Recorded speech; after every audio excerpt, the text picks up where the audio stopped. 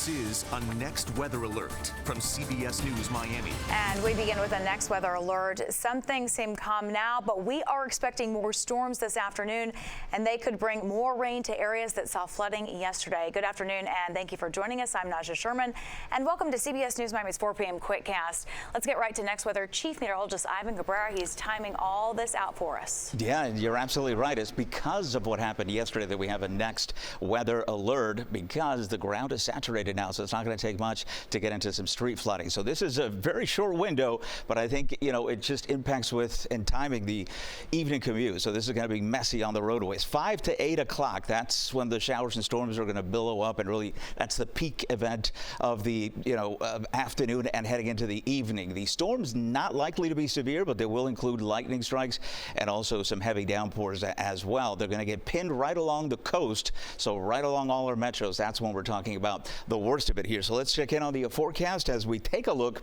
at radar. Already seeing some activity, and in fact, I've been tracking a couple of cells out towards Weston that have been moving towards the east. This isn't the event yet, right? So looking at cloud cover already beginning to pop up. You need that first, and then on Next Weather Radar be able to pinpoint a few of these showers and storms. This will not be an event, right, that we're going to notice until all the cells push towards the coast. That's where we're going to expect things to really, if they're going to blow up as we head into later this evening.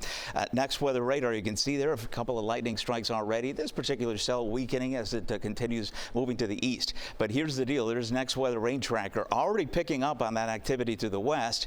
And then all of a sudden, we're going to go from what is mainly a partly cloudy to sunny sky. These will be very quick storms to pop all of a sudden with some lightning and also some heavy downpours. Watch the clock there. So we're talking about anywhere from 5 to 6:30, right along 95 and all our major roads there through the evening. And then depending on how the storms interact with each other, we could have additional ones with some outflow boundaries. But everything will wind down by 8, 9 o'clock. So I think we're doing well. And after that, we're actually into a very quiet pattern. So again, a Next Weather Alert from 5 to 8 for the potential of additional heavy rainfall. If we had not gotten the 3 to 7 inches we got yesterday, I think we'd be in better shape. But better to be safe than sorry as you get onto the roads. Just kind of slow it down today. There are the rain chances continuing through this evening. And then better news coming up for the next few days. It's actually going to be very dry for the rest of the week. So this was a kind of a 2-3 day event for us. And then we're going to turn dry, hot, and humid. That hasn't changed from what we were talking about last week.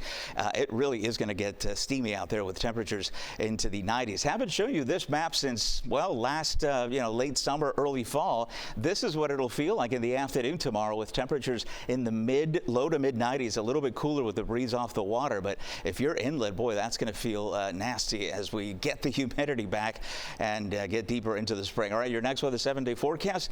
Minimal rain chances for tomorrow, maybe a leftover shower. That would be about it. And then nothing. It is dry the rest of the week, hot and humid. Our next rain chance actually doesn't come in until early next week for a few showers and storms in the afternoon, 20% by then. Thank you. The cleanup is underway after all that heavy rain we saw on Sunday. It caused part of the patio ceiling at a University of Miami dorm to collapse. CBS News Miami's Morgan Reiner joins us from just outside of campus. She talked to students.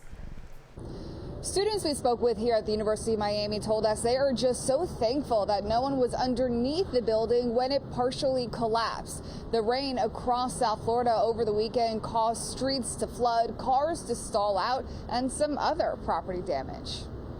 Monday morning, this is what the patio area of the Mahoney-Pearson dorm on the University of Miami campus looks like. Crews worked through the early morning hours to clear debris because heavy rain caused it to collapse Sunday evening.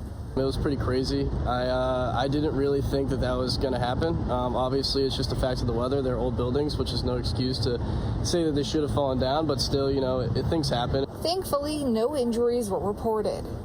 It was raining and pouring and super windy, so I don't think anybody would be out there anyways. But, it was definitely scary to see. Other portions of South Florida felt the impacts too. In Miami, streets turned into streams, cars stalled out, and water poured into restaurants like Kiki on the River. On Miami Beach, some residents were trapped in their home as those floodwaters rose. You know what? It's still worth it. The people, the music, the sound, the setup. Ultra Music Festival goers in downtown made the best of the rainy weather. The party was put on a brief pause, but the party continued. Festival goers were seen diving in the mud puddles. I mean, it kind of sucks because, like, I'd rather it be sunny, but it's fine. It's Ultra Day 3, so it'll be fun still. Flights in and out of Miami International Airport were impacted as well over the weekend. Monday morning, those numbers did go down. Miami International Airport said there were 6 arrivals and 8 departures canceled Monday morning. In Coral Gables, Morgan Reiner, CBS News, Miami. New details tonight. We are learning that the man accused of shooting and killing his partner and 3 of her children last week in Pembroke Pines has died. Police say the man shot himself.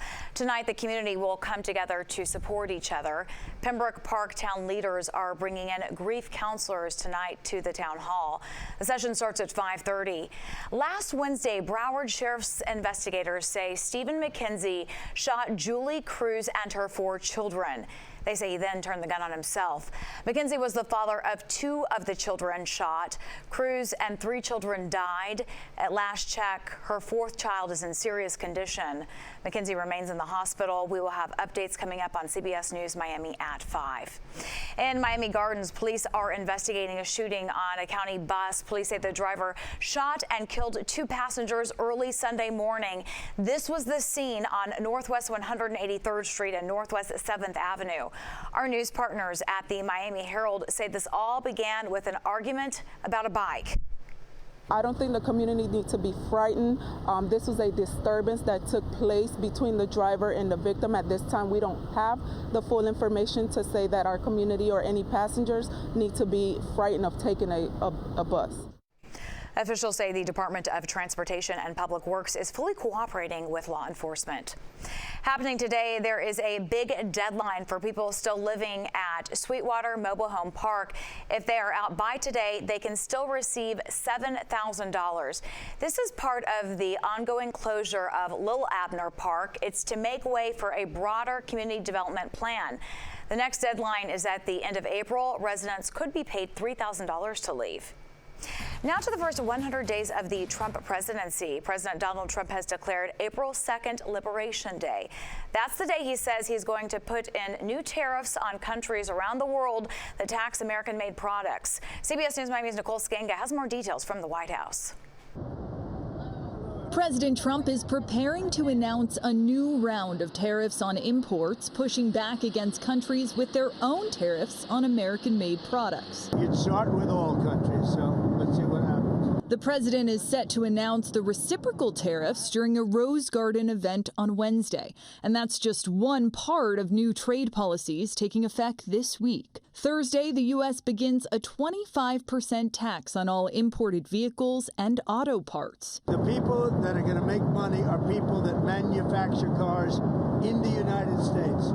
Outside of the United States, that's going to be up to them. I don't care too much about that. Trump administration officials say the new tariffs will bring in more than $6 trillion over the next decade. It's time for reciprocity, and it's time for a president to take historic change to do what's right for the American people, and that's going to take place on Wednesday. The president insists companies, not consumers, will be hit with the import tax hike. But in a new CBS News poll, 72% of those surveyed say the tariffs will result in higher prices in the short term. Nearly half say that will be true in the long term as well. We've had people make very quick decisions to buy a car because they're concerned about the tariffs. The Trump administration says the taxes are needed to bring manufacturing jobs back to the U.S. Nicole Skenga, CBS News, the White House. President Trump said over the weekend that he, quote, couldn't care less if the auto tariffs raise prices, and that's because higher prices on imports would encourage people to buy American-made cars instead. When we come back, the fluoride debate continues across Miami-Dade. What that could mean for your drinking water next. Welcome back to CBS News Miami's 4 p.m. Quickcast. Today, Governor Ron DeSantis announced a proposal. It's to bring tax relief to homeowners. It would be a rebate of about $1,000 for each primary resident in the state. The rebates would be issued in December and would cover state-mandated school property taxes. The governor says this would benefit more than 5 million homeowners across Florida. Tomorrow, Miami-Dade commissioners could vote to remove fluoride from the county's drinking water. This follows the removal of the discussion from last week's meeting. Fluoride has been added to our water to help prevent tooth decay and cavities, but Florida's Surgeon General says it's linked to lower IQ levels. If passed, the county would have to create a public health campaign on dental hygiene. Some commissioners have expressed needing more research before they make a decision. And now to a consumer alert. More than 212,000 pounds of egg substitute are being pulled from store shelves, and that's because the products could contain bleach. The items recalled are 32-ounce cartons of Egg Beaters Original, Cage-Free Original, and Cage-Free Original frozen egg substitutes with certain use-by dates. Bob Evans made with real egg whites is also part of the recall. If you have any in your fridge or freezer, you are urged to throw it out. A novice international crew led by a Bitcoin billionaire is scheduled to launch on a mission tonight. It is to orbit the North and South Poles. It is the first human mission to do so. The Dragon spacecraft will fly about 270 miles up. It will orbit the Earth's poles 55 times over the next 3.5-day mission. The 4.5-hour launch window opens around 9:45 tonight from the Kennedy Space Center. And that does it for your CBS News Miami Quickcast. I'm Naja Sherman. Stay tuned for more news right here on CBS News Miami, and have a great day.